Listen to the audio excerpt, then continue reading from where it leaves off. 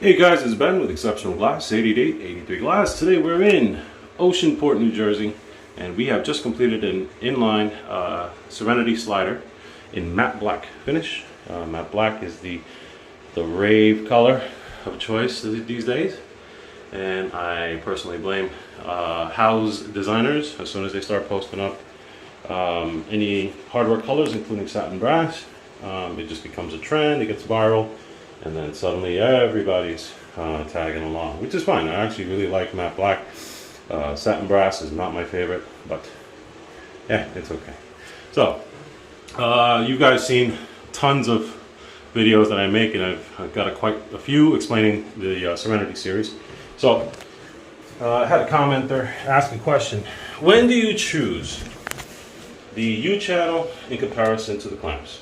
So long story short, the advantage of using this U channel is that we can physically bond this U channel down to the tub instead of making holes inside of your tub. So tubs come in fiberglass, acrylics, I think it's called, and cast iron. So the disadvantage of drilling holes into your tub is that if you ever wanted to get rid of this slider and put in a newer version, or a frameless shower pivot door, you've got holes to deal with now. Okay, so when it comes to tubs, I always recommend using the rail, because we can just bond it on, and then if later on in the future you want to get rid of this shower door, you can, and there's no damage on your tub. So then you can go back to your shower curtain if you'd like. Again, this is why we prefer to use the U channel on tubs in comparison to the clamps.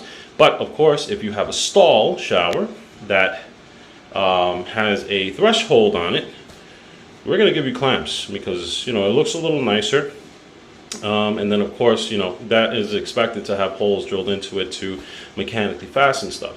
So of course the major question is the bonding agent that we use to bond this. How strong is it? So I can tell you, for the past 24 years of installing shower doors, I've had only one actually break a bond loose, and that was mainly because the tub itself was an old tub, cast iron.